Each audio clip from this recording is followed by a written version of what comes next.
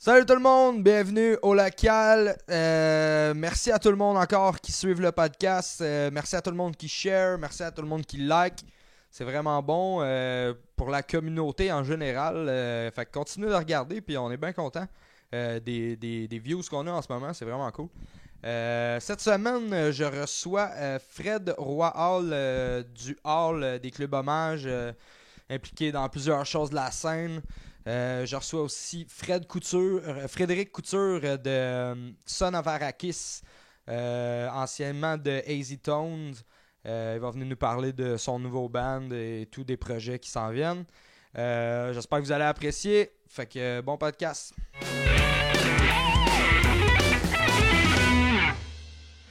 Salut tout le monde, re-bienvenue au local. Comme je vous l'ai dit tantôt, je suis avec Fred et Fred. Fred du hall de plein d'affaires, club hommage, name it. Toute sur la bannière du hall, toute la gang pareil. C'est ça.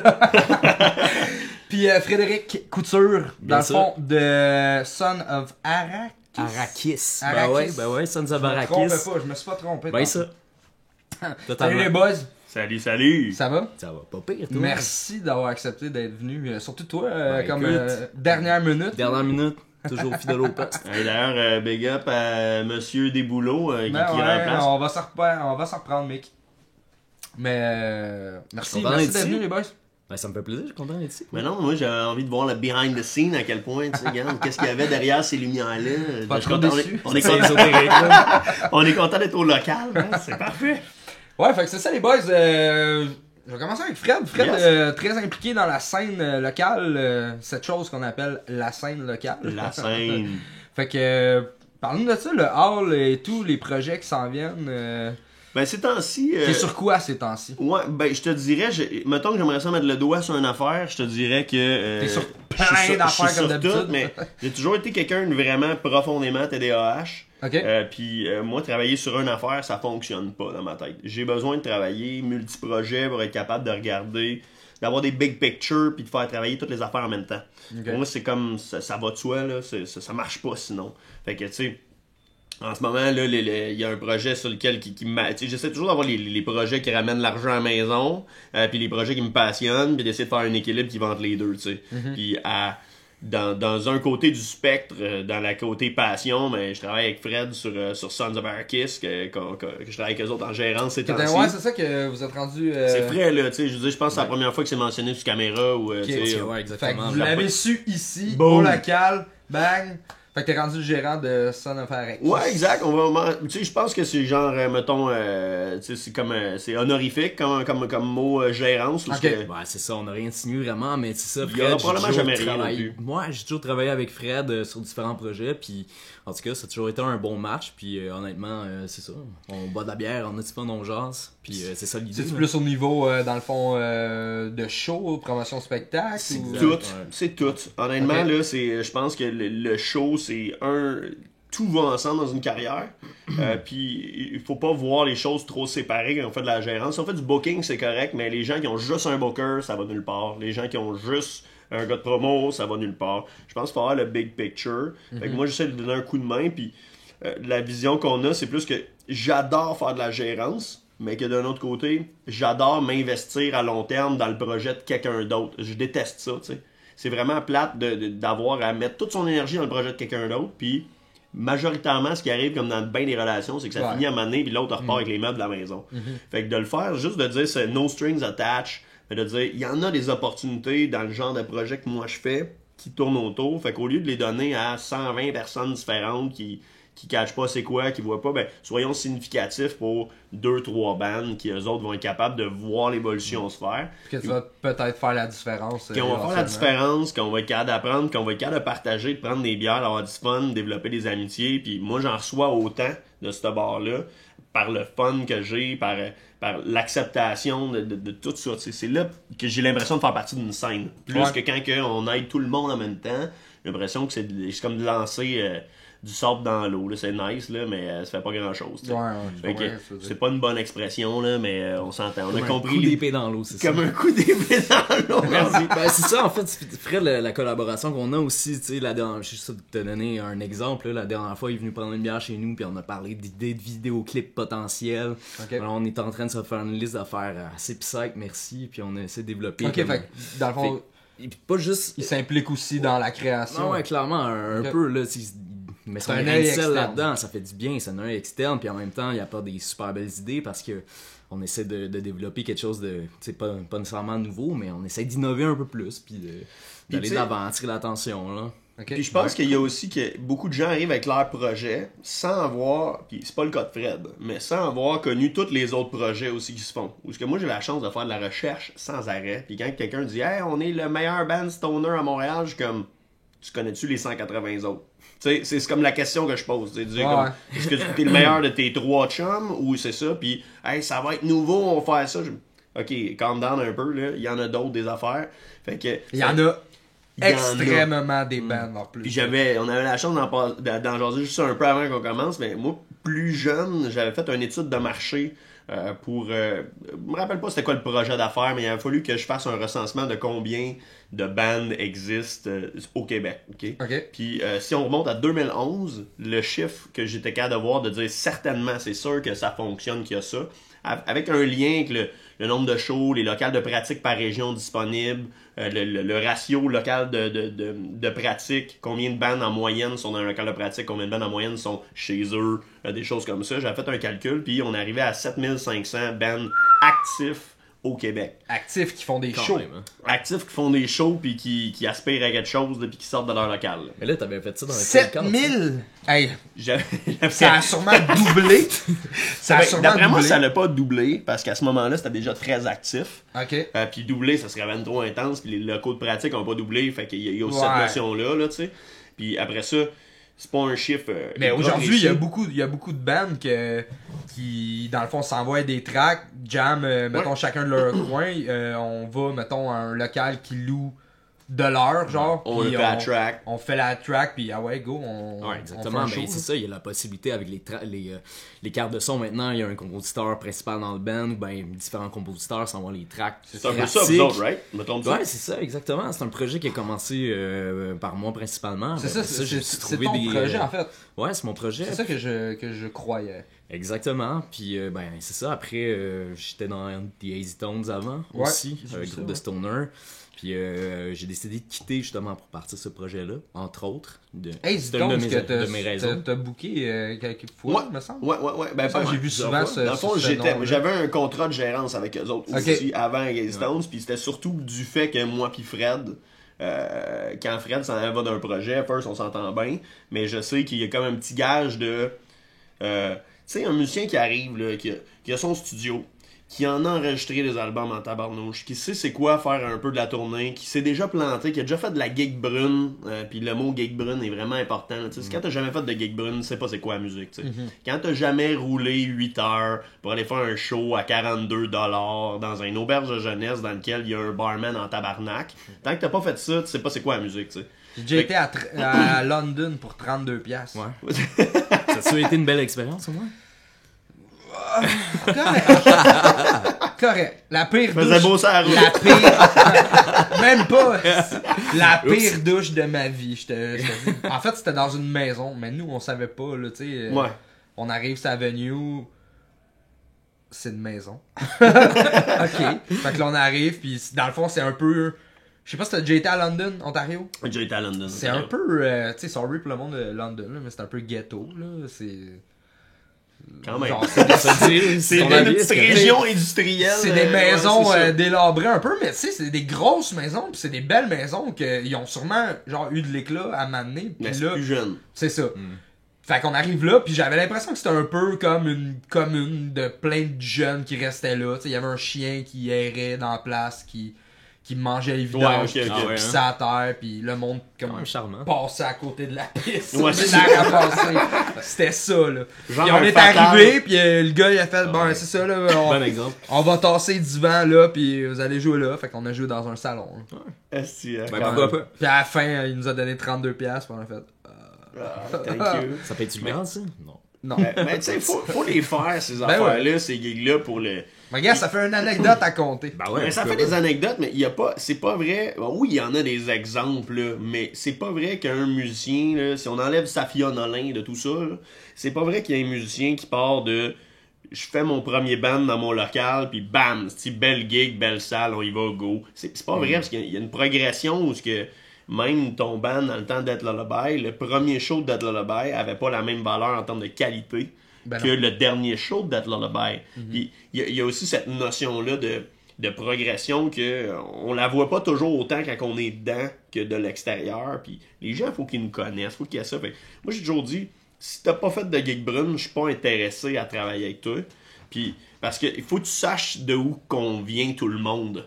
Il faut que tu catches que en ce moment, l'effort de moi en tant que promoteur, parce que avec le Hall, on en organise des shows comme le plus possible sans arrêt, faut que tu comprennes que cet argent-là que je te donne, qui n'est pas des fois des miracles, est extrêmement durement travaillé à grands coups de flyers dans la rue pendant 10 ans, de cossins, de viens à mon show, viens à mon show, viens à mon show, d'harcèlement, que cet argent-là à compte. Puis que c'est pas, elle tombe pas du ciel, puis que les autres bandes qui sont là, qui ont travaillé fort, qui savent qu'est-ce qu'ils font, et ces gens-là, il faut que tu saches que c'est tough. Tu peux pas juste avoir des belles gigs au début, puis après ça, chialer que la scène est tough. D'après moi, t'as besoin de comprendre c'est quoi quand un booker qui va travailler pour toi, que la gig moyenne qu'il t'a donnée, ben il a fait de son mieux pareil, puis que c'est pas de sa faute à lui, c'est le marché, c'est ton band est rendu là, puis sorry about that, tu sais. Ouais, mais tu sais, encore là, ça dépend du booker, il y en a qui sont Chris, pas mal.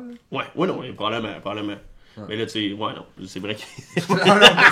T'as raison. C'est pas tout le monde qui a comme un éthique de travail, genre... Ouais. Tu sais, en tout cas, fait que... Ouais. Mais il y en a qui aimeraient ça en avoir, là, tu sais, puis qui savent pas non plus c'est quoi l'éthique de travail. Non, je pense qu'il y a beaucoup ça aussi, là, mais tu sais, des gens qui organisent des shows. Mais la plupart du monde, tu sais, avec. Ils ont moins la volonté, right? Ouais, c'est ça.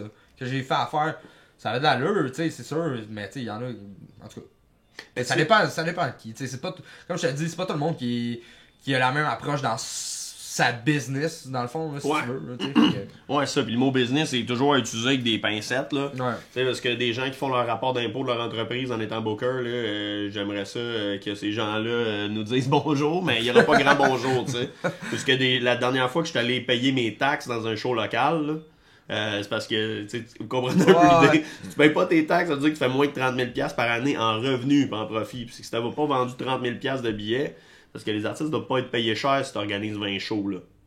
Fait qu'il y a des notions, peut-être c'est correct qu'il y en a en dessous de la table, mais il faut comprendre la notion que le mot business, c'est pas dans les shows à 10$ qu'on voit ça, mettons. Ouais, non, je sais rien que ça. Puis tu sais que les gens, faut toujours voir la relativité où il y a comme... Le monde, il y a comme une fierté, tu sais, comme quand tu pars un band, on va souvent le mettre plus gros que ce que c'est parce que c'est du show business, tu sais, on est comme, hey, faut que ça ait l'air nice, tu sais, fait que là, on est tous en train de se primer, là, pis là, j'ai beaucoup de likes, je suis ça, pis c'est la même chose pour les promoteurs, ils veulent avoir l'air crédible quand ils startent, pis là, mon entreprise, pis là, t'es comme, tu sais, c'est correct que t'aies un enregistrement qui coûte 35$ au registre des entreprises du Québec, chose que la majorité des gens ont même pas déjà pour leur entreprise de booking, là, mais que tu sais, avoir le mot entreprise, gros, maison de production, les productions, tu sais, c'est correct, j'en suis victime, je l'ai utilisé énormément, mais je suis comme, je le fais. Mais de l'autre côté, il faut être prudent avec ces affaires-là, parce que c'est du showbiz, puis la majorité du temps, c'est genre un dude qui fait comme dépenser son argent, je suis à job, je vais encourager des bandes, je mets du cash dans le tas. Tu sais, c'est pas des... Il y a beaucoup dans le réseau qui sont pas ça, puis après ça, il y a le deuxième niveau des promoteurs plus sérieux, mais ça, par ville, c'est rare qu'il y en a plus que deux, là. Fait que, tu sais, ces gens-là, quand on arrive à ce niveau-là, ben là, c'est là que ça devient plaisant et agréable, mais il faut avoir circulé dans les deux levels pour le faire. Fait que, tu sais, Fred a vécu depuis les 10 dernières années ce genre de choses-là. Toi aussi, tu l'as vécu avec toutes les étapes, puis c'est pour ça que c'est le fun d'avoir des conversations autour d'un micro avec tout ce gap-là, parce que t'as déjà eu des crises de bonne paye, t'as déjà eu des crises de ça m'a coûté de quoi, puis ça fait partie du spectre. On a souvent eu des ça m'a coûté de quoi. C'est sûr, tu sais. Pis... Hey, je pourrais savoir un aubergiste à boire. Ben, c'est sûr, mais aussi quand tu veux développer un autre marché, là, par exemple, une tournée canadienne, là, on s'entend que c'est pas très glamour, ça a l'air glamour sur papier, avec ça a l'air le Tones, fun. vous avez touré quand même pas Oh, on a tourné dans Chris, States, Europe et tout. Ben, les States, oui, mais j'étais plus dans le portrait à ce moment-là. Ils ont fait une belle tournée américaine, mais on a fait 2 tournées canadiennes, puis on a fait une tournée européenne en l'espace d'un an. Fait que dans le fond, on a un an. Le canadien, là, c'est coast to coast. Coast to Ouais, coast. j'ai vu les dates. Du gros 8 à 10 heures de route par jour, parfois. C'est sûr que des fois c'est moins pire, mais c'est sûr que si t'arrives, t'as de l'espoir, puis tout finalement t'arrives, c'est ça. C'est un show brun, c'est un show à 40$, puis finalement tu peux pas payer ton gaz. Ça arrive, ça. C'est le genre de truc qui peut arriver. Mais en même temps, faut qu'on soit conscient que bon, on est en défrichage, on est en mode on veut aller chercher des nouveaux marchés, puis ça c'est difficile parce que tu peux pas commencer au top, tu sais, à Montréal, ok, on a une certaine crowd, on a des amis, tout ça, on connaît des bands, on connaît des promoteurs, c'est ça, de rallier du monde à ta cause un peu là. Puis, mais quand tu vas jouer... Quand tu vas en extérieur, une personne qui t'ont écouté pour la première fois, tu joues avec un band qui, eux, ok, ils t'aiment bien, finalement, il n'y a aucune crowd, c'est tough, c'est vraiment tough. Ouais. Puis on en a comme Showbrun là, un peu Prince George, non c'est pas Prince George on l'a fait au nord de l'Alberta, Prince Albert au nord de la Saskatchewan on l'a fait, on n'avait pas de show prévu là, finalement Mick Martel dernière minute décide d'appeler la bibliothèque de la ville de booker un show là, on a joué dans l'auditorium avec un permis d'alcool en Saskatchewan, ça coûte 50$. Et finalement on a réussi à rentabiliser le show à cause de l'alcool qu'on a vendu, mais sérieux on a fait pas une crise de scène sur le show pareil. On a payé les bands locaux. Jouer d'une bibliothèque, on a joué dans Doom, c'est quand même... c'est quand même... Mais tu sais, le trip est quand même nice. Le trip est quand même là. Puis le pire, c'est que on a joué, puis quand on a joué, il y avait 3-4 stoners devant de même, là, tu sais, qui capotaient. Dans une petite ville nowhere au nord de la Saskatchewan. Fait que c'était quand même un trip, mais ça a valu la peine d'y aller, mais c'est un show brun. C'était pas aussi pire que ton anecdote, je pense, à London. Quoique, j'en ai des shows de même. Là. Mais tu sais, on dit ça, puis on a déjà fait des shows tellement bruns qui sont tellement fucked up en même temps. Tu sais, quand tu y vas, on a tous ces souvenirs-là de shows, tu débarques à Chicoutimi. Là. Vraiment les pires conditions, mais le crowd vire ça. Genre, ça vire en malade, là, tu sais. Mais... C'est rare. C'est ça, c'est rare, mais des fois il y a la petite surprise, puis celle-là est 2 fois meilleure. T'sais, un show de maison, c'est toujours à chier, sauf quand c'est le meilleur show de maison, puis là c'est ton meilleur show à vie, tu sais. Avez-vous déjà été au Black Dot dans le temps? Est-ce que quelqu'un se souvient du Black Dot? J'ai déjà été voir un show Black Dot. C'était un appart, là. Ouais, il y avait plus de place à la scène que dans le public, quasiment. Ouais, c'était une place. La moitié de l'escogriffe dans le temps. Ouais. Puis, mais on a déjà fait, avec un vieux band là, que j'étais là-dedans, dans le fond, on avait fait un show là, puis tu sais, il y avait pas beaucoup de monde, mais vu que c'est petit, c'était plein, là, tu sais. C'est une scène, l'ambiance est malade. Ouais, c'est ça, ça a viré, puis nous autres, on est arrivés là, puis le monde de la salle était là, puis il y avait plein d'affaires partout, pis on n'a pas fait encore le ménage, de revenir dans la demi-heure. Aïe. Ouf. Mais moi, je pense que malgré tout, il y a des quand je te dis que c'est pas tout le monde qui a la même éthique de travail. Non, c'est ça. Il y avait aussi le Black Dot. Ça n'existe plus. Alors, c'est comme, je me rappelle pas c'était quoi le venue en Age qu'il y avait, qui était à côté du McDonald's par Pinot, le Rest in Peace McDonald's. Mais Venue en Age, j'en ai pas beaucoup en plus. Il est plus là, mais il y avait ça, puis c'était un venue que tout le monde pognait des chocs électriques, ses micros tout le temps, il n'y a pas de ground. Ah, c'était pas. Comment ça s'appelait? C'était le Café Lincoln. Alinco, ouais, Alinco. Ouais. Je me souviens qu'Alinco, il y avait toujours ça, parce que c'était impossible de pas pogner des chocs. Non. Moi, j'ai joué là. Amène ton mic, tu pognes un choc. Avec pareil. le band que je viens de parler, dans le fond, là. Tu reviens les lèvres maganées. Ouais, clairement. Ça a duré de même 6 ans, il n'y a jamais personne qui a fait on va régler ça. Ça sonnait jamais bien. Pourtant, August Burns Red ont joué là. Ouais, c'était. Moi, j'étais allé voir je pense que je suis même allé voir un Parkway Drive là-bas. Ah ouais, ça se peut. Puis il y avait personne, puis je me souviens, mon ami, j'avais peut-être 15 ans, on était monté de Saint-Jérôme, il y avait VHS qui était Versus Higher Switches qui jouait. Puis là, je veux dire, on monte un band de la Rive-Nord qui a jamais fait plus que 3 shows, là, tu sais. Puis les autres, ils jouaient en première partie d'un band, puis t'es fier que c'est un band américain, on arrive là-bas, je pense qu'on est Boys, quand ils ont monté dans le char, genre, du grand frère, ça allait voir le show, pis là, genre, tout le long, les bandes, ils sacraient, t'es comme, what the fuck, man? There's electricity everywhere! Ben, tu sais, après ça, on s'est rendu compte que c'était un show nice, mais je veux dire, ça avait pas été sonné tant que ça, en tout cas. À cet âge-là, on était contents, là. Belle définition de show brun, quand même, ça, Fred. Bravo. Ouais, merci. Ouais, c'est ça, Fred. Dans le fond, on sonne Arrakis.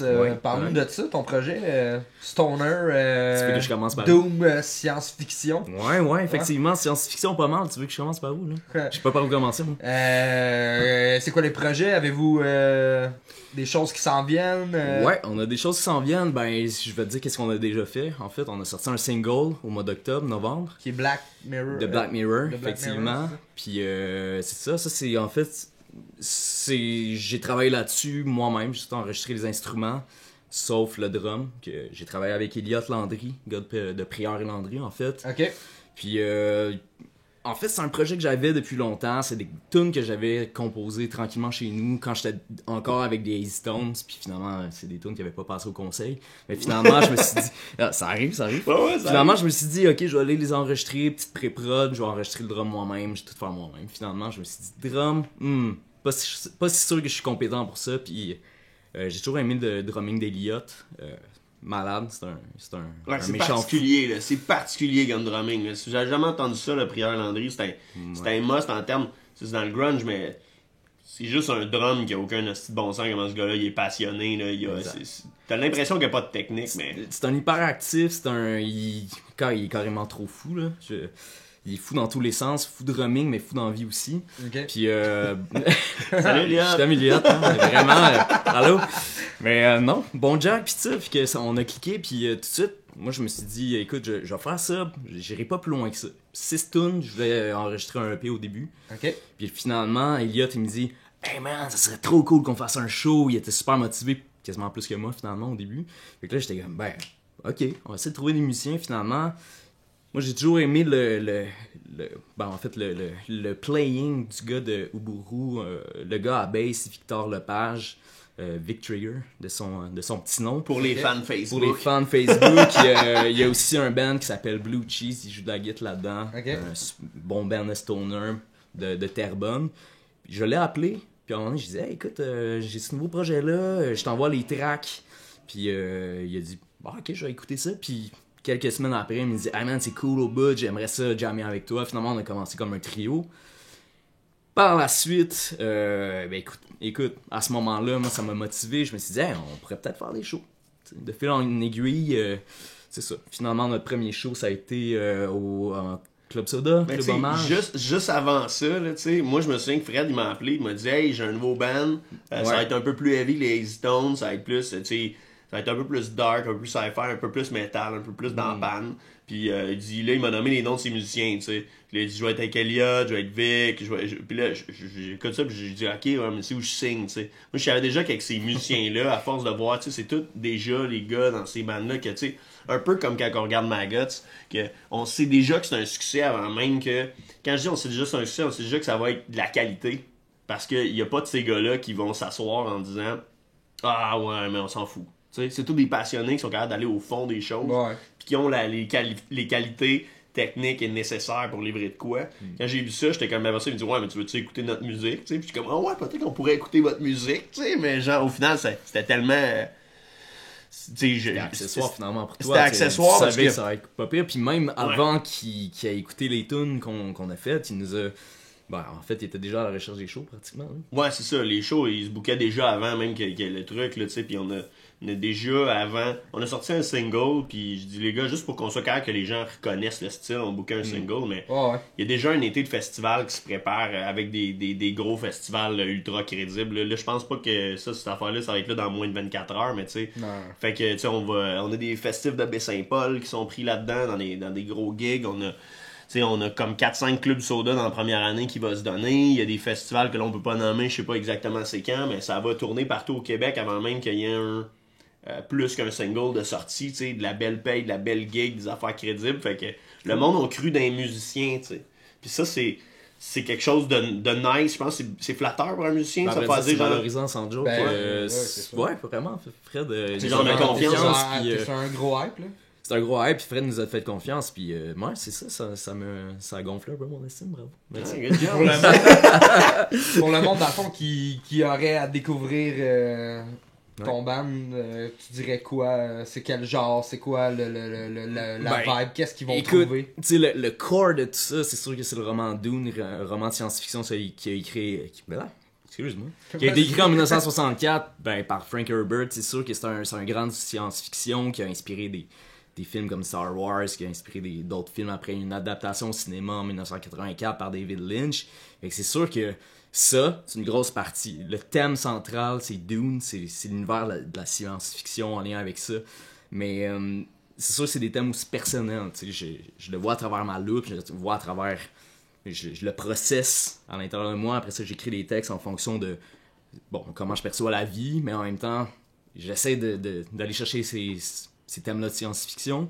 En même temps, Caius, des sonorités de Caius, un peu desert rock. Ouais, c'est ça, hein? Beaucoup, en fait. Uncle Acid, avec certaines mélodies de voix qu'on peut reconnaître. Tu le catégorises dans quelle catégorie? Tu sais, c'est facile de dire le mot stoner, mais... C'est facile, je te dirais, t'as raison. Mais d'un autre côté, ce serait quoi la catégorie que tu mettrais dessus? Parce que moi, je dis toujours stoner, comme ça, le monde, ils se ferment ma gueule, puis ils ont une catégorie, mettons, mais... Stoner, là, on a un public avisé. C'est pour les fans de quelle band? Genre, tu sais, à quelle band, mettons, vous... clairement, Caius Uncle Acid, là, je te dirais que c'est probablement les deux piliers fondateurs du son. Stone Jesus aussi. Ouais, ça c'est plus des bands récents. Je te dirais que c'est sûr que je me suis inspiré beaucoup de bands stoner qui ont sorti dans la dernière année, en 2017-2018, parce que avec les Tones, on était sortis sur des Stoner Chart à un moment donné, puis il y a des bands incroyables là-dessus. J'étais allé découvrir plein de bands, des nouveautés qui sortaient à chaque mois. Fait que ça m'a inspiré, clairement. Puis vous avez côtoyé ces bandes-là en Europe aussi, puis vous avez eu la chance de travailler avec des labels qui avaient ce monde-là, puis de connaître l'écosystème de cette gang de nouvelle génération qui est... Effectivement, c'est comme... Tu pognes un peu le vibe, en fait. Ouais, c'est ça. Tu pognes le vibe avec eux autres. C'est ça, en se mêlant. C'est sûr qu'on n'a pas été directement en contact avec eux, mais c'est sûr que, Oak Island Record... c'est ça. Avec Cosmic Artifacts, un label qu'on a été signé en Allemagne, qui ont des bands, une belle palette de bands de stoner. Mais ça fait combien de temps que le band existe, là? Le Sons of Arrakis, tu veux dire? Moins d'un an. En fait, c'est un projet que j'ai parti à l'été 2018. Là. Ça fait moins qu'un an, puis ça fait quoi? Ça fait 4 mois que on l'a dit que ça existait au monde, là. Okay. Fait que c'est vraiment frais comme affaire, là. Cool. Mais c'est une affaire qui risque de voir. En tout cas, c'est comme un tout ou rien. Il y a comme un moment où faut faire marcher la machine, puis c'est pas vrai que ton 5e band, tu peux le travailler comme ton premier band. Parce que tu as des plus grandes ambitions, puis tu sais comment starter un band, puis tu sais comment l'amener plus loin, puis tu as des ambitions différentes. Fait que... T'as les contacts aussi, les contacts fait tout, là, tu sais, on s'entend. On dira ce qu'on voudra, la relation de confiance. On dirait ce qu'on voudra, je suis un bon contact. Non, mais tant mieux si je peux l'être, mais c'est plus que, tu sais, quand on présente des projets à des gens qui se connaissent déjà ou des choses comme ça. Ouais, c'est ça, ben ouais. Je peux être un bon contact pour certains bands, mais si on n'a pas un bon contact, ça sert à rien. Je pense qu'un musicien qui approche, tu sais, mettons, une maison de disques ou whatever, ok? C'est moins crédible que quelqu'un qui vient parler de toi, qui est en gérance de toi, puis que, tu sais, t'as sûrement... beaucoup de contacts à travers les années, ça fait longtemps que tu fais ça, pis tout. Fait que ça a plus d'impact quand toi, mettons, tu dis, hey, écoute ça, genre, que lui, mettons, sans cracher sur toi, mais n'importe quel musicien, mettons, qui fait comme écoute mon band.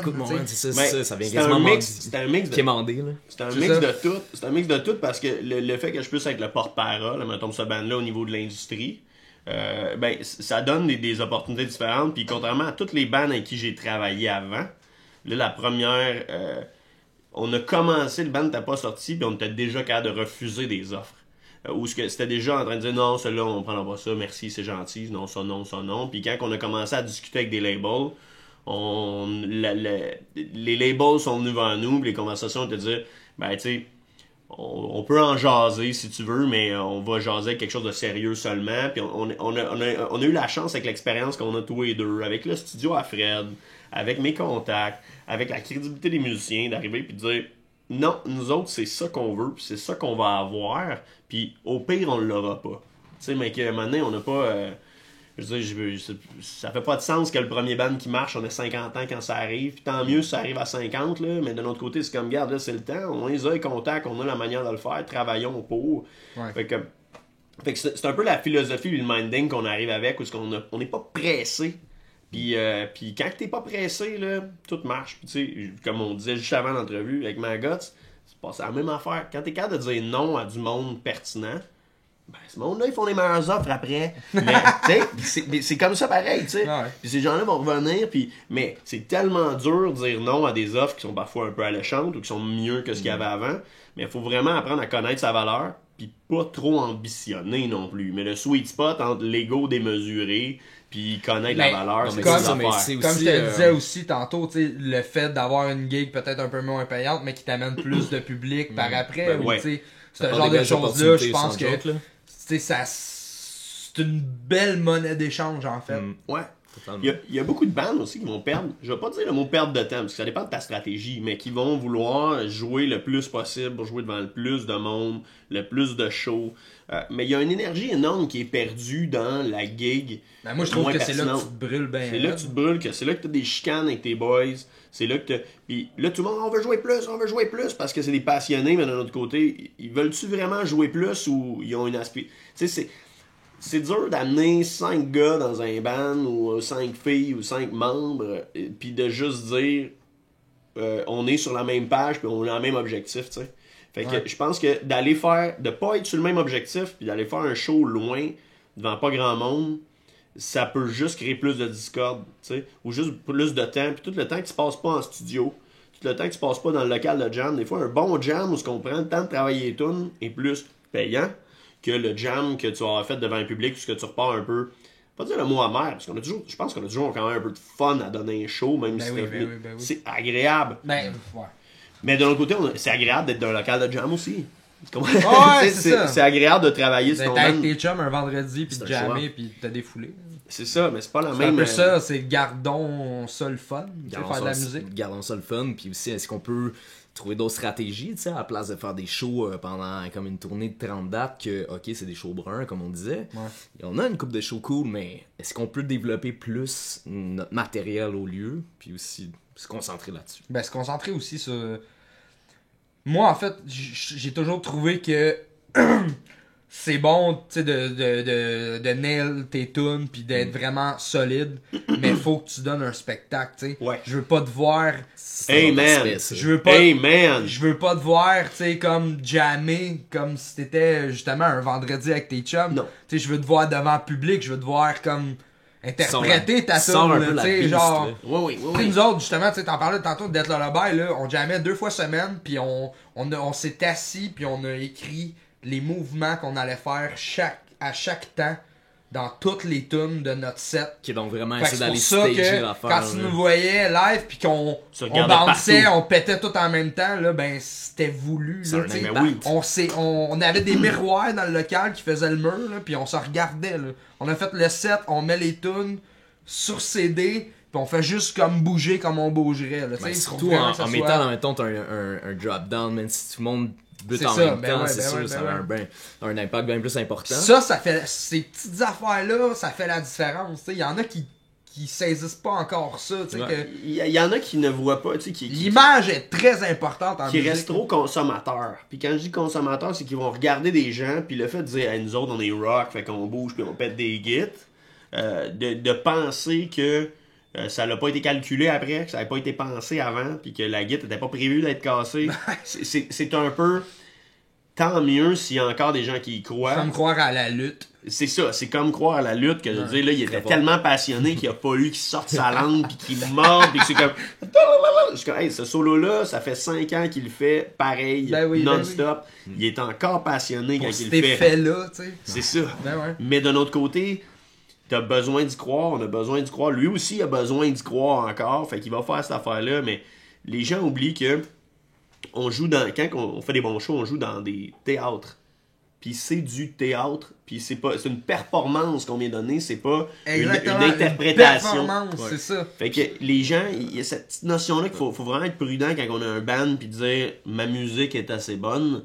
Fuck all. Si ta musique est assez bonne, reste chez vous, envoie-moi l'album, puis j'adore ton Bandcamp, yes. Mais que de l'autre côté, cette notion-là de spectacle, faut réutiliser les termes que dans le métal, le monde ont comme peur d'utiliser ça, mais le mot mise en scène, le mot pré-production du spectacle, les pratiques de spectacle, théâtre, scénographie, costume. Puis un costume, ça veut pas dire avoir un masque de clown, tu vois. Ça peut le non, vouloir dire pour un c'est pour un hommage à Slipknot, ça peut vouloir dire ça. Non, mais je comprends ce que tu veux dire, ouais. Mais être le meilleur de soi-même en version show, moi aller voir un... Que tout le monde fit aussi, ben ça dépend des groupes. Des fois faut pas, des fois il faut. C'est ça, exactement, tu sais que t'as comme un...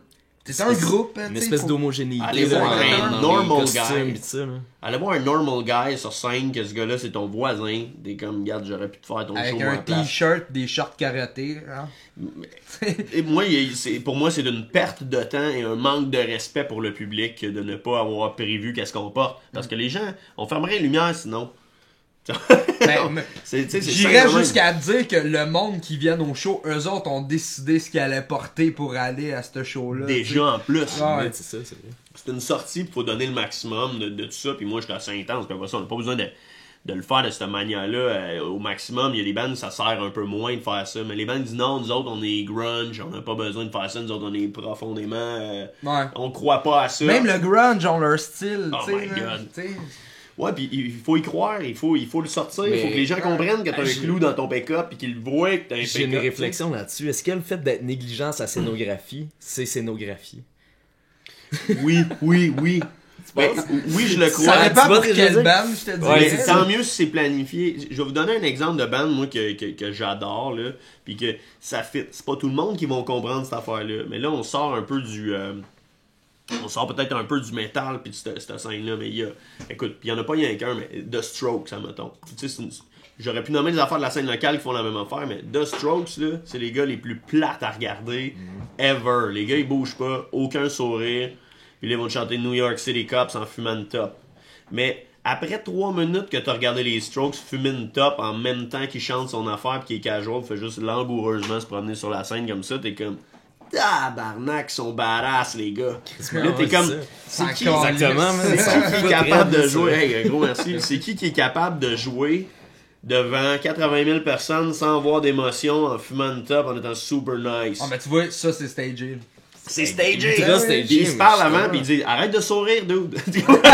Mais il se le dit! Je veux pas faire le sourire! Mais par contre, si t'arrives à l'escogriffe pis tu t'en crises de ton public pis tu sonnes ta top pis tu regardes personne, ça c'est un mauvais staging parce qu'il y a des moments dans une carrière faut t'agir différemment. Exact. Ouais, ça passe moins bien. Pis faut choisir sa salle, faut pas avoir le même show pis tout. Mais faut réfléchir puis être conscient pis essayer des affaires, prendre des risques, tu sais. Je suis d'accord. Moi, s'il y a pas de risque dans un show, c'est normal, là. C'est pas tous les shows, mais moi, ce que je veux aller voir, c'est des bands comme Duchess Says, comme, à la limite, Car Chaos, j'adore ça aussi, parce que tu sais jamais, ils vont se casser les dents, ça la guite. Parce qu'ils sont tellement dedans, ils bougent tellement, que tu dis, ok, oh, tu sais, je veux dire, ils sont essoufflés à la fin, ils sont brûlés, ça fait mal, pis s'ils ont pas fait leur jogging, ça marche pas. Ouais. Faut qu'ils soient en shape, là, tu sais. Ouais, je comprends mais, ça. tu sais, des... Gros training, ça. Ouais, non, mais c'est vrai, mais tu sais, faut y penser à ces choses-là, mais c'est le fun d'avoir des gens qui... C'est pas parce que, tu sais, Get the Shot, c'est un meilleur exemple. Eux autres, ils ont construit un show qui est très très bien stagé. C'est l'énergie qui est sans arrêt. Là.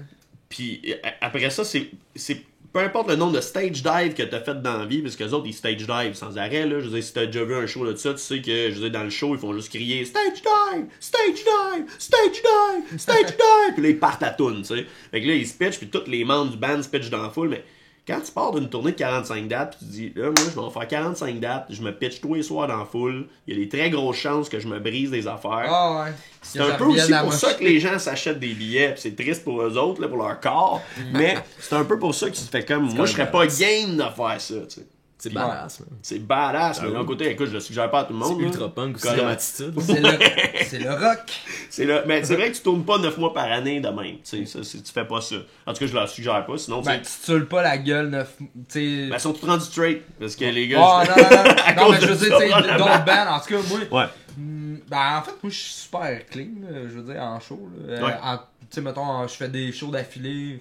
Je bois pas beaucoup, je suis pas un gars qui. Là, ça a l'air. J'ai de l'air d'un crosseur quand il arrête pas de laver de la bière, là, mais. En tout cas. Mais, question commune que je pose souvent. Êtes-vous des gars de festival un peu? Allez-vous voir les festivals? Ouais, clairement. Ouais. Qu'est-ce que vous avez pensé de la sortie Montebello Rock? Anciennement le Rockfest. Wouh! Trigger! Écoute, moi, je me lance, Fred, excuse-moi. En tant que promoteur, puis ton avis. Moi, j'ai fait la paix un peu avec ça, parce que je pense que c'est des débats qui sont... Et t'as-tu quelqu'un qui est allé au Rockfest? J'y suis allé. Ok. J'y suis allé. Moi, je suis pas quelqu'un qui est pas allé. Puis regarde, en toute honnêteté, la dernière fois que j'étais allé, j'ai été rémunéré pour y être là, tu sais. Okay. Je ne me serais pas déplacé spécifiquement pour ça, mais moi j'ai déjà eu des petits litiges de justice avec le promoteur là-bas. Okay. Par contre, étant un adulte, je comprends que business is business, puis qu'il agère pas de la même manière que moi, il n'y a pas de trouble avec ça. Ça fait 10 ans de ça, j'ai débuzzé un peu, puis c'est correct. Okay. Je pense que moi je trouve que c'est tout à fait normal que ces choses-là arrivent. Je trouve que c'est parfait que ça arrive publiquement pour que les gens comprennent, que organiser un festival, c'est la plus grande prise de risque que tu peux pas faire de ta vie ever. Je l'ai fait. J'ai déjà eu à... j'ai été dans le marde financièrement moi aussi. Tant mieux, j'ai pas fait de faillite. Thank God. J'ai eu des super bonnes années, mais c'est comme si tu mets tous tes jetons sur 3 jours, une fois par année, tu travailles sans arrêt, puis tu te dis, OK, cette fois-là, cette année, ça marche-tu, puis là, s'il mouille, non, ça marche pas. Fait que, moi, que les gens soient capables d'avoir une conversation là-dessus, de dire, être un festival, c'est super dur, t'es super dépendant du gouvernement, pis ces choses-là. Fait que, est-ce que c'est vraiment viable comme modèle d'affaires? Tant mieux si ça représente la culture, mais on donne toute notre cash à une majorité de bands qui viennent. Le gouvernement invite des bands américains. Puis les bands canadiens, eux autres, quand ils vont aux States, ça leur coûte 2000$ de visa par personne. Moi, je trouve qu'il y a comme une notion où que des gros festivals comme ça a sa place, mais ça n'a pas sa place partout le plus possible. C'est pas la meilleure affaire au niveau économique. Donc, mettons, juste pour nommer ces deux-là, genre Heavy Montreal, Rockfest, Montebello Rock. Ouais. Toi, t'es pas nécessairement pour qu'il y ait ces deux-là. Moi, je pense que la sélection naturelle fait sa job. Okay. Et tant mieux s'il y a la place pour faire les deux. Je pense que le Heavy Montréal, c'est vraiment une autre affaire. C'est le groupe CH, le Canadien de Montréal, qui organise, qui ouvre une entreprise qui s'appelle Evenco, qui a des fonds infinis d'argent, qu'eux autres, même si ça plante d'une année, ils le font l'année d'après. Ça change rien. C'est pour d'autres raisons que c'est fait. Ça a sa place. C'est plus culturel, dans le fond, que le monde attend ça chaque année. Je pense que le monde attend ça chaque année, mais que les gens veulent aller voir un festival, mais qu'il y a aussi tous les petits festivals qui se partent. On voit les deux gros. Oh ouais. Les deux ont déjà... Il y en a un des deux qui a déjà été petit. Okay? Heavy Montréal n'a jamais été petit. Puis il n'a jamais eu besoin d'être petit non plus. Mais il y en a eu plein des petits festivals à Trois-Rivières. Je nomme les FME qui des fois reçoivent du métal, mais à chaque année, il y a 2-3 festivals qui essayent de partir dans la musique heavy, puis qui essayent de starter. Puis il y en a qui n'ont pas beaucoup d'ambition, il y en a qui ont des grosses ambitions. Puis ces bandes-là meurent, puis à un moment donné, ça va repartir. Il y avait Woodstock avant. Les bandes ne viendront pas moins. Il n'y aura pas moins de festivals. Il va juste avoir des meilleurs organisateurs de festivals. Ouais. Puis ça, moi, dans ma tête, c'est ça qu'il faut que les gens comprennent, c'est que c'est pas le festival qui choisit que quelqu'un vient au Québec. C'est un agent qui dit « On veut venir au Québec, c'est qui veut nous recevoir? » Fait que dans cette notion-là, on n'en a pas besoin du festival. Les festivals, on n'en a pas besoin. C'est eux autres qui ont besoin de mettre toutes les bandes en même temps pour être capable que financièrement, ça fasse plus de sens. Ouais. Fait que si jamais il y a des bandes qui veulent venir, les bandes vont se monter, les festivals. L'organisation aussi. Tu sais, les Summer Slaughter Tour, là, c'est ça qui arrive. Ils se mettent une gang de bandes, puis si t'es pas capable de nous recevoir en salle, nous, on va s'organiser un festival dans cette région-là, puis ça va être le Summer Slaughter Tour, puis on va l'organiser partout. Ça se fait naturellement, économiquement, ça se construit. Il y a des gens qui aiment aller faire du camping, il y a des gens qui Summer Slaughter, j'ai plus l'impression que c'est plus comme des shows à à beaucoup de bands, à plusieurs places. C'est pas comme un 2 dates, là, le Summer Slaughter. C'est pas comme un 2 dates, effectivement, mais il y a des endroits qui vont être intégrés à plein de festivals. C'est pas le meilleur exemple, là, pour être honnête avec toi. Mais je pense que moi, personnellement, ça me fait pas de mal parce que je trouve que c'était vraiment très, très mal fait au niveau économique. Et c'est pas dans mes valeurs, le Rockfest. L'événement fait bien du sens. Les gens qui y vont sont dans mes valeurs. J'ai envie de triper avec les autres, mais pas l'organisation. T'as sûrement vu la sortie qu'il a faite, la vidéo. T'as-tu regardé ça un peu? Ouais, je l'ai vu. Avec Primo, tu veux dire? Ouais, mais il en a fait un tout seul, puis là, il a fait avec Primo, là, comme désespéré. Ouais. mais... Mais regarde, mais, moi, ce que... Non, mais c'est ça, c'est plus ça que je veux t'amener. Qu'est-ce que t'en penses de ça? Le fait qu'il n'y a pas sorti les groupes non plus. Le monde achète les billets, mais ils savent pas ce qu'il va avoir. Mais tout ce qu'il répète, c'est genre, on mise sur l'expérience camping. Je vais poser une question à Fred, puis après ça, je vais répondre. Okay. Toi, Fred, t'achèterais-tu un billet de festival de ce genre-là en avance sans savoir? Fuck no. Fuck no. Puis Fred, il connaît le showbiz. Il sait c'est quoi ces affaires-là, puis il sait que c'est un peu... Comment je dirais ça?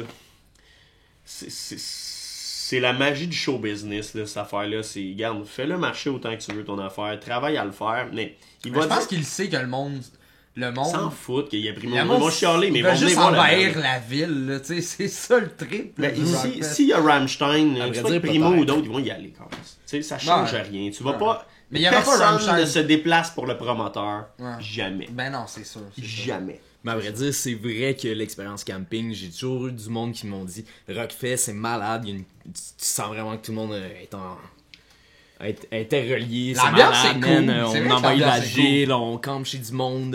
Mais j'ai l'impression que c'est plus. Il y a une majorité de monde, on dirait, qui recherche plus l'ambiance que les groupes qui vont y être. C'est un sentiment de communauté, puis c'est super nice. Puis l'affaire qu'il faut pas oublier, j'ai eu la chance dans ma vie d'aller sur une tonne de festivals. Quand j'ai une tonne de festivals, c'est en un an, je n'ai fait 18 à un moment donné. Je pense qu'on remonte à 2013. J'ai fait le tour des States pour aller faire plein de gros festivals. Je pense que t'avais comme... Je travaillais en tournée. Non, mais tu postais tes affaires, genre... Ouais. Moi, je me souviens, je me suis promené et c'était insane comme année. Mais s'il y a une chose que je me suis rappelé, c'est qu'il n'y a aucun festival où t'as qu'à... Là, il n'y a pas ça au Rockfest, 40 000 campeurs. Là, on est loin de cette affaire-là. Mais il n'y a aucun festival où t'as plus de 10 000 ou 15 000 campeurs qui sont sur le même camping, qui viennent voir le même show, que ces gens-là ne repartent pas en disant c'était le meilleur week-end de camping de ma vie. C'est normal. C'est des gens qui boivent de l'alcool, qui vont voir le show de leur week-end, qui ont pris off pour prendre ça, qui sont en vacances, puis tout le monde sont là, sont beaux, sont en bédaine sous le soleil. Hey, tu ferais ça n'importe où, n'importe quel lieu, n'importe quelle bande, n'importe quoi. C'est sûr, c'est trippant. Je t'invite, tu connais pas les bandes, viens-t'en, on va tripper. C'est pas le Rockfest qui est malade. C'est juste que les gens ont juste vécu le Rockfest. Ouais. Mais va à Bonnaroo, va à Lollapalooza, pas de camping, mais va au Desert Fest, va dans Desert Days, va à Austin City Limits. Je pourrais t'en nommer non-stop. Ces affaires-là, le camping, tu préfères le camping que l'hôtel, mais c'est parce que c'est juste une gang de Zoulous sur le party qui viennent voir ton band, bref. Ouais. C'est malade! Une gang de poils, ça brosse. C'est ça. Ça vaut le prix? Ouais. Ça vaut le prix, ça? C'est pas le... c'est ça!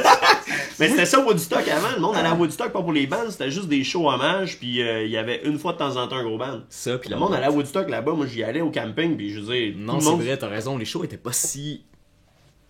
impressionnant. Une fois que t'as fait un peu d'ecstasy, les shows sont malades. C'est ça, exactement. Puis, même si t'es dans la boîte. Je suis pas fan tant de festivals.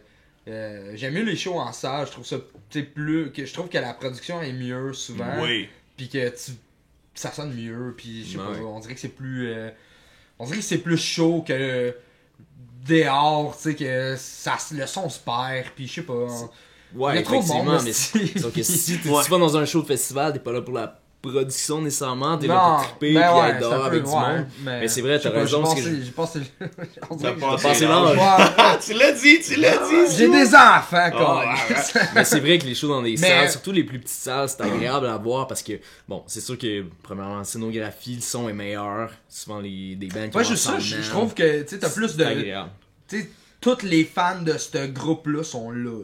Ouais, c'est juste ça. C'est ça. Pour cette soirée-là, en particulier. Je trouve que c'est, en tout cas... Ben moi, je suis d'accord avec toi. Mon band préféré, je veux le voir en salle. Ben oui. Mais j'aime beaucoup découvrir, puis aller papoter, puis aller prendre une bière. Puis c'est sûr que, tu sais, moi, je traîne dans cette industrie-là, de cette communauté-là. Mais n'importe qui organise des shows, ou qui fait des shows, qui joue, qui c'est dans ce monde-là, tu t'en vas dans un festival, tu connais du monde. Puis dans un festival de ton style, là, naturellement. Puis ça, c'est quelque chose de nice et de le fun que de se retrouver l'été, tout le monde. Hey, c'est quand que tu vois une gang de métalleux au soleil? Tu sais, jamais. Mais ça... mais ça a quelque chose de cool et de communautaire, de communauté que j'adore, mais j'y vais pas pour la même raison que j'aimerais aller voir un show en dedans. Mon band préf, là, que je veux que ça note, sonne, ça coche, je le veux le voir en dedans. Mais tant qu'aller voir un show Sandbell, amène-moi ça sous le soleil. Absolument. Moi, c'est comme ça que je le vois, tu sais. Mais mon petit band local préf, là, qui joue mon affaire, tu sais, mon Vivant Dogma, là, que j'aimerais ça aller voir à la musique expérimentale, weird, que je vais être concentré puis regarder, ben non, je veux pas qu'il y ait un serveur qui passe avec sa caisse de bière en plein milieu, là, tu sais. Mais d'un autre côté, ces bandes-là jouent pas non plus dans les festivals. Von Dogma, le band à Fred Filiatro, c'est ça que tu parlais? Ouais, exact. Moi, justement, Johan et Kev c'est ça. sont dans le groupe. Ouais, exact. C'est vraiment, j'ai entendu un peu ce qu'ils vont sortir, là, c'est... c'est spécial en tout cas. C'est spécial, mais c'est pas une affaire que je suis capable d'écouter dans mon iPod au quotidien. T'es pas capable de te dire, ok, je start ma journée, puis je vais m'écouter un album de ça. Mais de l'autre côté, c'est du genre d'affaire que, en tant que mélomane, tu mets, t'écoutes, t'es comme, première écoute, t'es impressionné. Ouais. Puis t'as envie de comprendre. C'est important ça, je pense. C'est première important, impression, ça, t'écoutes, tu mets le vinyle, paf. Ça te challenge un peu. Ça te challenge. T'es pas dans la notion, tu sais, c'est comme quand t'entends un son de guitare, puis c'est pas ça, ce band-là, mais quand t'entends un son de guitare, t'es comme, tu sais, quand tu joues de la guitare, là, pis t'entends un son de guitare, t'as aucune idée comment il l'a produit, t'es comme, t'as envie de le réécouter 4-5 fois, de le mettre dans un meilleur système de son, pis t'es comme, ok, alright, what's up with that? Pis ça, c'est le genre de choses qu'on peut avoir, c'est des gens qui font des recherches avant de faire leur musique, ils sont pas comme, ben non. Comme le stoner ou le stoner. C'est un gros line-up aussi, le groupe, là. Ouais, ils savent qu'est-ce qu'ils font, mettons. Vraiment. Mais justement, on parlait de festival, le festival anachronique que t'as fait. Ouais. Oh my God. On avait dit, Simon, qu'on fermait nos selles. Ah ouais? Je suis trop en ouais, je l'ai fermé, en tout cas. Non, mais. Sorry, d'ailleurs, on est en live. Si jamais vous avez des questions, n'hésitez pas à texter Simon directement sur son téléphone au 1-800-simcrow.com. Je comprends même pas comment ça que ça a changé parce que. On attend vos appels. Ouais, à la chronique. À la chronique, ça revient-tu écoute, le mot ça revient-tu, je veux juste jamais dire non. Ok. Parce que t'avais pris un break pour. On avait dit qu'on prenait un break, puis finalement on n'est jamais revenu de ce break-là. Ok. Mais d'un autre côté, c'est que. Encore une fois, en revenant sur le Rockfest... C'était beaucoup de job à la chronique, là. Je me souviens que tu me parlais de ça, puis tu te couchais... Les gens réalisent pas c'est quoi organiser un festival avec beaucoup d'amour. Puis là, je te parle pas d'organiser un festival avec 6 bands un soir à l'Escogriffe, dire « ça a été tough ». C'est pas ça, là. Là, on roulait chaque année avec des 52, 56 bands. Dans plein de salles différentes. Dans plein de salles. On opérait, il y a une année, on avait 12... La dernière année, on avait 12 salles. On avait des expositions de voitures. On avait la rue Saint-Denis au complet. On avait des shows dehors. On avait on avait des venues partout, on avait des 5 à 7, on avait des lancements d'albums, ça devenait un événement, c'était un vrai festival, puis quand j'essaie d'expliquer au monde que un petit festival local, il faut être 240 personnes pour l'organiser, ce festival-là. Tu sais, c'est pas genre un job d'une personne, fait que ça devenait super essoufflant, puis le fait de tout miser sur un week-end, c'est ultra traumatisant parce que y a rien de plus stressant que ça. C'est d'en perdre ses cheveux, c'est juste dire ben regarde, si ça marche pas, je vendrai ma maison. C'est vraiment ça le feeling, tu sais. Puis ça arrive que t'es comme tu sais, t'es dans la soirée, puis tu regardes ton band préféré qui joue, que t'as fait venir, tu te tripes. Puis là, tu sais même pas si le lendemain tu vas être capable de d'aller tu sais même pas si le lendemain tu vas être capable de dire, de regarder ta blonde dans les yeux puis de dire ben je peux t'emprunter de l'argent parce que pour les 8 prochains mois je peux pas manger. Puis des fois tu fais beaucoup d'argent, il y a pas juste l'argent, mais il y a juste l'argent qui revient sur le dessus quand que l'argent est stressant de même. C'est pas des projets de 20 000 $, ça, c'est des projets de plusieurs centaines de milliers. Ouais, fait que c'est pas de l'argent que t'as en side au cas où. Fait qu'à cause de ça, on produit autant de shows, on produit les mêmes bands, on en fait autant, on fait la même chose, c'est juste qu'on le fait pas tout le même week-end, qu'on n'organise pas un événement de voiture au milieu de tout ça. Fait que c'est moins trippant pour la communauté, mais c'est plus sain d'esprit. Puis quand je vais revenir faire un festival, je vais avoir une entreprise suffisamment capable de le prendre. Ça sera pas 80% de mon entreprise est misée sur 3 jours. Ça va être 20% sur 3 jours, puis 80% sur des shows le reste de l'année. Mais c'est pas l'inverse. On peut pas... Il y a des gens qui le font, mais ils font faillite, ces gens-là, puis ils s'appellent le Rockfest. On peut pas faire ce genre de choses-là. Ça fait pas un an qu'il est dans le trou, ce gars-là. Là. C'est pas, ça date de v'là toujours que à chaque année, il y a eu un partenaire différent. Il y a eu juste pour c'est devenu beaucoup plus gros que lui, là, son festival. Là. C'est devenu aussi gros que lui. C'est juste que lui, il est allé chercher de l'argent partout pour le faire, puis c'est correct, mais lui, il était même plus dans son festival aussi autant qu'on le pense. Là. C'est le porte-parole, puis il fait la programmation, mais c'est même pas lui qui le monte, son show. C'est même pas lui qui est là. Moi, j'ai travaillé là-bas, puis ma paye, elle vient même pas de lui. Là. On s'entend. Là, Tout le monde a une paye qui vient d'un autre endroit, puis c'est le pique-nique électronique. Avant qu'il aurait... on est choqué par Primo, là. Mais avant, c'était le pique-nique électronique. Avant ça, c'était le Juste pour rire. Puis avant ça, c'était le Festival d'été de Québec. T'sais, à un moment donné, ce que là, chaque année, pourquoi tu changes de producteur chaque année? C'est parce que ça va pas bien. Fait que c'est pas d'hier qu'on le sait que ça va que c'est de la merde cette affaire-là. Financièrement et économiquement. Là, Puis c'est pas un jugement. J'aurais pas l'égard de faire ça non plus. T'sais. Fait qu'après ça, je le juge pas, c'est tough, mais je pense que c'est normal qu'il se plante parce que c'est un projet qui est presque non réalisable. Ouais. En tout cas, fait anachronique, je le vois comme ça, sauf que moi, j'ai sauté en bas du train avant que je me rende à un endroit comme il l'était lui tout. C'est comme ça que je le perçois. Parce que j'ai eu la sainteté d'esprit de dire je ne m'identifie pas avec cette affaire-là. Il y a autre chose que organiser mon festival. Tu sais, je peux vivre puis avoir une vie. Tu sais, je peux avoir un samedi matin normal des fois. Là. C'est un peu ce qui arrive. Tu le mérites? Ben, ça arrive pas souvent. Des premières pleurs au local. Ouais, ben, dans le fond, qu'est-ce que vous trouvez qui manque un peu à la scène? Quelle amélioration on pourrait faire pour que, tu sais, des bands... Ben, en fait, là, je vais dire, je vais mettre ça en exemple, mais tu sais, mettons, s'il y a pas les clubs hommages, genre, tu sais, mettons, Death Lullaby aurait jamais fait le Club Soda. Ouais. Tu vois ce que je veux dire? Totalement. Fait que, tu sais, qu'est-ce qu'on pourrait faire pour, comme...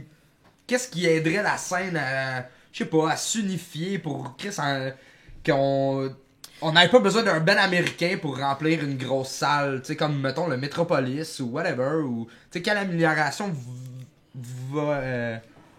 tu vois, mettons, pour la scène? Je sais que dernièrement, je suis allé au Fuck Off, puis il y avait des belles discussions, en fait. Merci, Joe. J'ai pas participé à toutes les discussions, là, mais je veux dire, j'ai assisté au déjeuner, juste pour te dire. Puis j'ai trouvé qu'il y avait des belles discussions, justement, pour essayer d'interconnecter la salle, puis essayer de regrouper les gens, les mettre en commun, puis essayer que les promoteurs se parlent, puis que les... Je sais pas, juste... Essayer de créer un sentiment de communauté, une éducation pour savoir c'est quoi nos recours, qu'est-ce qu'on peut faire justement pour améliorer les choses. Je pense que ça, c'est... Ça, je trouve de se rencontrer une fois de temps en temps. Des initiatives comme au local, il y a bien des gens qui vont écouter ces affaires-là puis qui vont être capables de prendre des brides de toutes les conversations, de tous tes invités, puis qui vont être capables de connaître plus de petites affaires à cause de ça. Puis qu'il y a beaucoup d'initiatives de cette manière-là. Il y a beaucoup de bands qui pourraient le faire le Club Soda avec moi, mais ils se présentent tellement comme de la merde quand ils m'appellent que je suis... que tu peux pas dire oui, tu sais que c'est... Ils t'appellent sur Facebook un dimanche soir pendant que toi t'es en pyjama, puis là c'est comme « Hey, salut, je m'appelle Eric, j'aimerais ça jouer au Club Hommage. » T'es comme « Man, t'es barré, là. » Tu sais, genre... Non, mais c'est pas que je veux pas, c'est juste que tu viens de gâcher mon dimanche soir, je frenchais, moi, là. Où est-ce que... Il y a cette notion-là où, tu sais, des affaires un peu impolies, pis c'est pas grave, mais tu sais que il y a des gens qui... La courtoisie, comment apporter ça, comment organiser quelque chose, comment se structurer, se parler, puis échanger. Ça, je pense que c'est l'étape numéro 1. Un band qui sait comment travailler va aller plus loin. Savoir aussi comment l'industrie fonctionne. Je veux dire, si un band, un gars t'appelle un dimanche soir, c'est qu'il sait clairement pas comment ça fonctionne. Je veux dire, t'es pas... Il faut comprendre le mécanisme un peu, comment ça fonctionne. J'ai reçu Jeff Mott de Hollow Hands of Despair qui est venu. Puis lui, ce qu'il m'a apporté, c'est que il trouve que... Puis en fait, des fois... J'étais un peu d'accord avec lui que les promoteurs aussi devraient plus se parler entre eux autres. Tu sais, parce que t'as des soirs, mettons, tu sais, t'as un samedi qu'il y aura aucun show. Mais t'as un samedi qu'il y a genre 4 shows en même temps de tout le même style, tu sais, tu comprends? Fait que ça, je pense, ça aussi, j'avoue, ça serait bon. C'est de parler, c'est de regarder des dates, admettons, essayer pas faire en sorte qu'il y ait 6 shows du même style, une même journée, c'est d'essayer de varier aussi, puis de se parler entre nous, puis essayer de se trouver des stratégies pour que, hey, on fait un show telle date, nous, cool, ben nous autres, on prendra pas la même date. Les alliances aussi. Les alliances, je pense des fois, il y a beaucoup de concurrence, mais c'est justement essayer de il y a beaucoup d'alliances à haut niveau. Et aussitôt qu'on arrive dans les hauts niveaux, il y a ça. Mais aussitôt qu'on est dans les niveaux plus bas, il n'y en a pas. Quand on commence en tant que promoteur, tous les promoteurs se disent « Ah, on a envie de collaborer » puis personne ne collabore, puis tout le monde est comme « Ah, je m'escape ». C'est presque partout comme ça, sauf le mécène qui s'implique. C'est deep aussi, c'est vraiment beaucoup... C'est très exigeant aussi. C'est très exigeant, puis tu perds de l'argent à chaque fois, fait qu'à chaque fois que quelqu'un veut organiser un show à la même date que toi, t'es super insulté, même si le gars il a pas pensé à ça. Tandis que, aussitôt qu'on arrive à un endroit où les gens en font beaucoup, tu sais, mettons, on organise bientôt un show, le mot collaboration est super, est pas bien applicable, mais en collaboration avec Extensive, mettons. Puis on s'est appelé, c'est un show que Extensive aurait eu naturellement, mais probablement qu'Extensive aurait perdu de l'argent s'il le fait, mais moi dans le modèle que je le fais, ben, ça peut se passer, puis ça va faire du sens, puis moi ça fait du sens pour moi. Est-ce que la loyauté des bands, tout ce qu'il faisait que ça devait être lui qui l'a, finalement c'est moi qui l'ai eu le show, puis on s'est parlé, il m'a dit ben, je vais te donner un coup de main sur la promotion, comme moi ça va m'aider pour le show d'après, puis je dis ben, regarde, moi je m'engage à pas le reprendre pour le show d'après, ça sera toi qui vas pouvoir bénéficier de ce que je construis. Puis il y a ces conversations-là qui se fait, moi je parle à un peu moins ces temps-ci, mais on a déjà parlé à Evenco on en a fait des collaborations avec Evenco, on en a fait des collaborations avec Greenland, on a fait des collaborations avec Extensive, on en a fait avec toutes les plus grosses boîtes, mais quand on arrive dans les plus petits, puis qu'on dit voulez-vous collaborer, faire ça, les gens là, ils deviennent en panique, là, sont stressés parce qu'ils savent pas comment gérer ça, puis c'est un manque d'éducation aussi de savoir c'est quoi une coopération, est-ce que c'est on fait 50-50 sur le show? Est-ce qu'on voit à long terme, on voit juste sur le show qu'il y a là?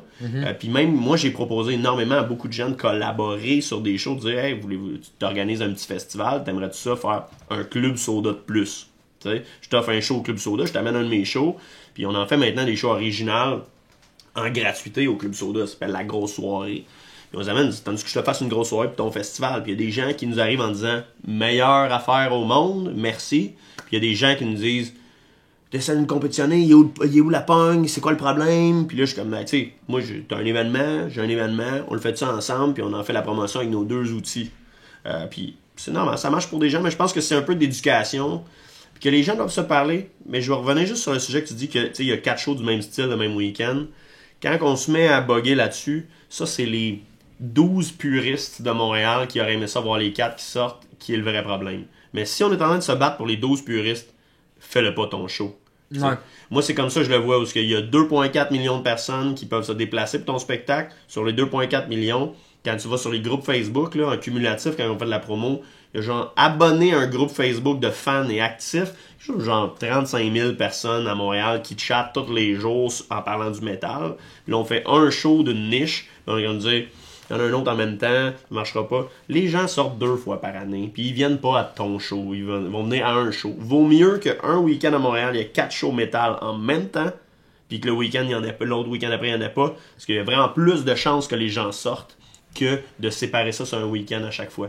Puis ça, les gens, ils voient pas ça, là. Mais c'est pour ça que tous les McDonald's, les AEW se mettent d'un food court ensemble, parce qu'ils savent que tout le monde va aller à ce food court-là. Mm-hmm. Mais de l'autre côté, est-ce que AEW vole la bouffe à McDo? C'est logique. Oui, mais ils attirent ensemble aussi. C'est ça un festival, c'est ça un événement, c'est ça de la collaboration, c'est de dire, on le fait peut-être pas à la même heure, mais quand que moi quand j'organise un show au Club Soda, la personne qui fait le plus de cash, c'est les fouf, parce que tout le monde s'en va au Club Soda, après s'en va au fouf boire une bière.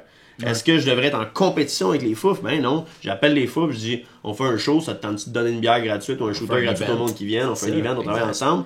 Tentes-tu de mettre mon event sur ta promo sur ton site web? Au contraire, vous n'êtes pas en concurrence, c'est la même soirée, oui, mais après ça, les gens vont fouf. J'ai besoin des fouf, les fouf ont besoin de moi.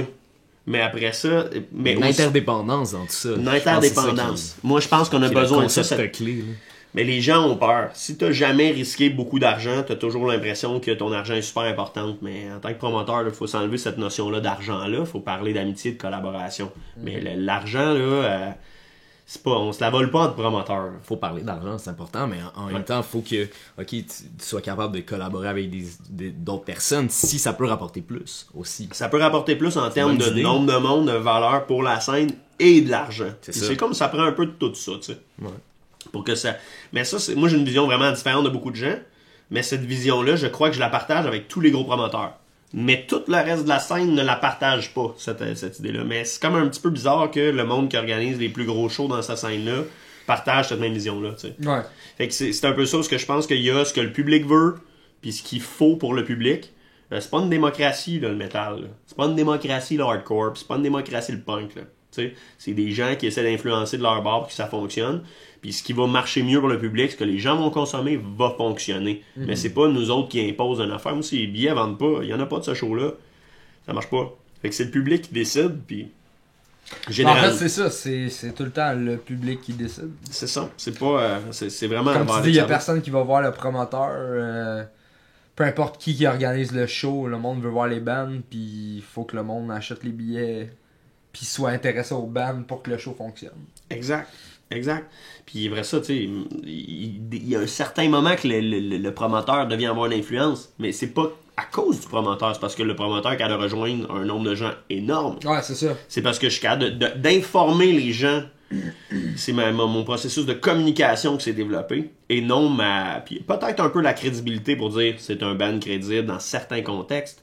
Mais pas plus que ça. Que ce soit Greenland, Evenco, moi ou Blue Sky qui organise un show, le monde ne décideront pas. Ils font pas j'y aurais été si ça aurait été l'autre qui le fait. Ça, jamais c'est arrivé. J'aurais préféré. La salle, même les gens commencent à chialer un peu à la salle, ça a encore le pourcentage. On les a déjà fait les études, puis on les partage.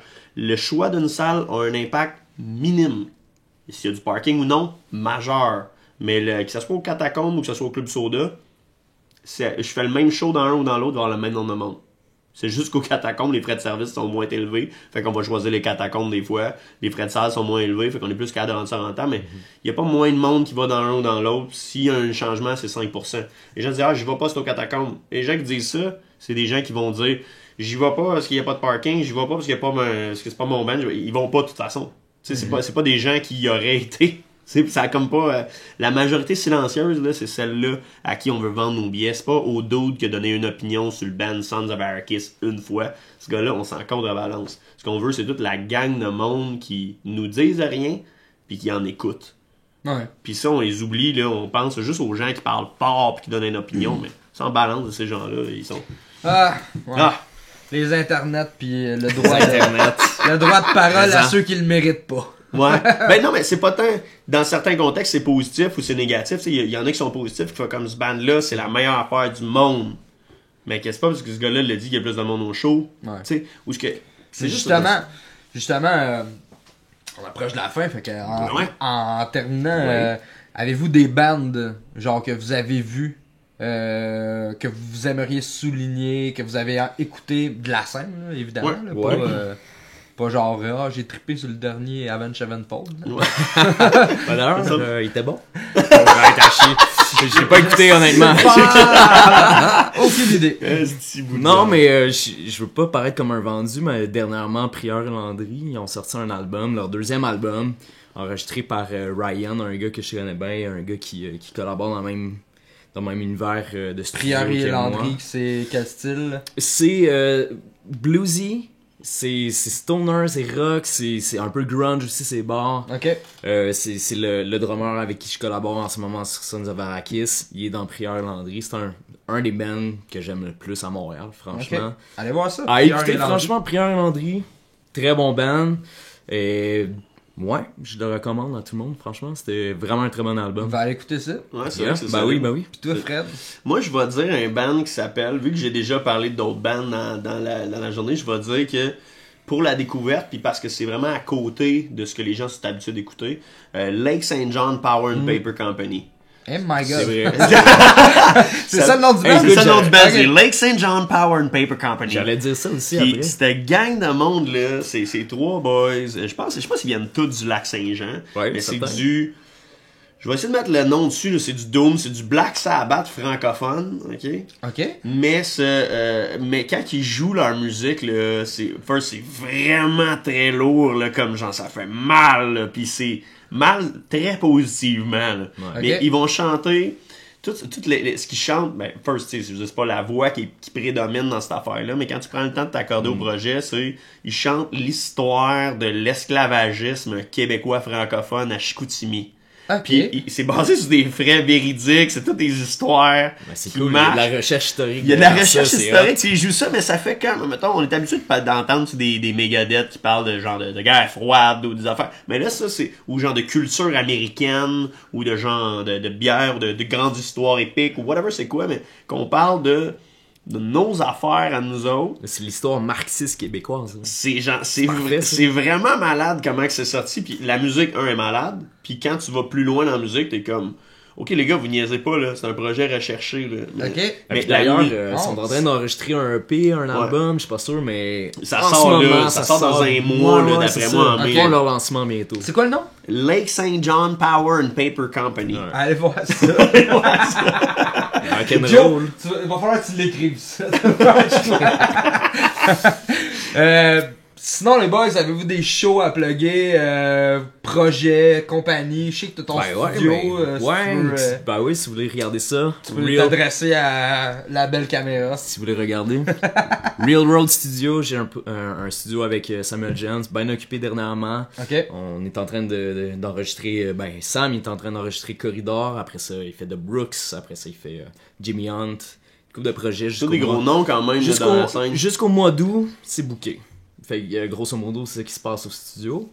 Sinon, le 6 juin, on a la grosse soirée avec Dope Throne puis Flying Midget. Ça va être cool. Ouais, c'est ça. Puis moi, c'est ça que je voulais plugger. Laisse me passer à la POC. Je t'ai coupé. Merci. On a commencé à travailler. On est peut-être dans la 10e show de cette série-là, une série qui s'appelle La Grosse Soirée. Ça c'est tous des shows gratuits que tu organises. C'est tous des shows gratuits au Club Soda, musique originale. Puis on va chercher des affaires qui auraient pas été capables de faire un Club Soda, mais qui sont dans la transition entre la moyenne salle et la grosse salle. Fait que on a fait des bands comme Get the Shot, des Dance Laurie Dance, des choses comme ça. Ça aurait pas rempli les fouf, mais si on le fait en gratuit au Club Soda, ça fait un hostie de gros show. Puis là, on a réussi à convaincre des bands un peu plus gros embarqués. Fait que dans pas long, en mai, on a... Le 8 mai, on a Obey the Brave avec Sharp Tooth, Boundaries, Sudden Waves, exact. On a ça va être épique raide comme show. On a Dope Throne avec Sons of Arrakis qui va jouer là. Ce show-là, les billets partent en malade, mais c'est tout gratuit, tu sais. Puis un Dope Throne, c'est des billets à 20-25$, 30$ d'habitude, mais là, ça sort. C'est du band local de Montréal qui sont capables de les faire, les gros shows. Donc, on parlait tantôt de se donner les moyens à la scène, c'est aussi se donner les outils, tu sais, de le faire, puis des méthodes différentes de travailler. Puis ces bandes-là, ils feront pas 3 fois le show gratuit, ils vont le faire une fois là. Puis dans 2 ans, ils vont être capables de se le faire eux-mêmes, un club soda, parce qu'on leur a donné le courage, puis les stratégies pour y arriver aussi. Fait qu'après ça, on a Ten Football en juin qui va jouer avec des bandes du coin, Cold School Politics, puis Dutch Nugget dans le punk qui va jouer dans cette série-là aussi. Fait qu'on a une couple d'affaires comme ça, puis là, on va avoir... on travaille en ce moment sur une série, sur cette même affaire-là, mais on cherche quelques bandes métal pour recommencer en août-septembre. Puis on va essayer de faire au moins, à tous les 3 shows, un espèce de grosse line-up heavy ou quelque chose qui soit vraiment profondément dans le core ou quelque chose comme ça. Fait qu'on est à la recherche des bandes, je call out, là, tu sais, s'il y en a qui ont envie de... S'il y a des bandes qui ont envie d'offrir leur show au public, naturellement, on cherche des bandes qui ont une certaine stature, qui sont capables de transitionner, là, d'aller là. C'est pas ton premier show, on t'envoie headliner un soda, même si c'est gratuit. Là. Mais que on est là-dessus, on essaie de la construire, la scène, pour montrer que c'est comme pas tous les bands, mais beaucoup de bands qu'on a fait dans cette série-là, ben les autres promoteurs sont curieux, font comment, c'est qui fait un club soda, puis les Extensives sont venus les voir, Evanco sont venus voir les gars de Shot. C'est ça que je voulais en venir à ça, parce qu'on m'a dit ça aussi, tu sais, moi sérieusement je fais affaire avec comme tous les promoteurs. Genre j'en ai rien à foutre, moi c'est business is business, puis genre that's it. Mais genre il y en a beaucoup que j'ai entendu dire que genre ça tue un peu la scène, les shows gratuits, puis tout. Toi, tu réponds quoi à ça, genre? Ah, moi, je pense que ça la tue pas du tout. Puis le mot tuage, je pense que ça dépend de ta stratégie. Si tu lances un album, tu fais un show gratuit, tu viens de te tuer. OK? Si tu fais ton lancement en gratuité, là, c'est bon. Si tu as fait toutes tes shows, puis là, tu as brûlé toutes les shows que tu peux faire avec un même album, puis à la fin, tu offres ton show gratuit, il y a une stratégie qui vient avec ça. On n'appelle pas les bands, on dit, tu donnes ton show gratuit, ouais, parfait, go. T'sais, ça vient avec une réflexion qu'il y a derrière. Tuer la scène, pas en tout, parce que, first of all, c'est les mêmes cachets qu'ils reçoivent, ce monde-là. Okay? Soyons honnêtes avec ça, c'est les mêmes cachets, ou presque. Il y en a qui font des petits sacrifices parce qu'ils veulent venir. Puis d'un autre côté, moi, je pense que j'ai convaincu une chier de monde qui n'allait jamais voir de show à venir voir le show. Puis ça, c'est une affaire que les gens comprennent pas, que tu te réveilles pas demain matin en écoutant du Beyond Creation et en allant voir le show. Ça arrive pas. T'es allé voir quand t'étais jeune un show à quelque part. Puis je pense que, je donne l'exemple des clubs hommages, là, c'est à ça que ça sert. Les clubs hommages, c'est une série de spectacles hommages au Club Soda qui est gratuite. Okay?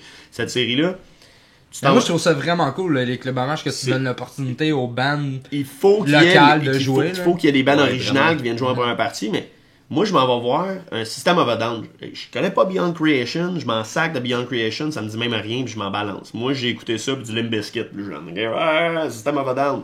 Là, t'arrives là, il y a une première partie qui joue une affaire que t'es comme, wow, ça c'est bon, c'est malade. J'aime ça.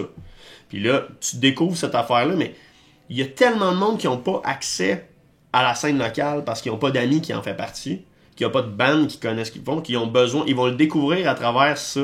Puis il y a une progression. C'est un bel outil, justement. C'est un outil pour attirer du nouveau monde dans un nouveau crowd.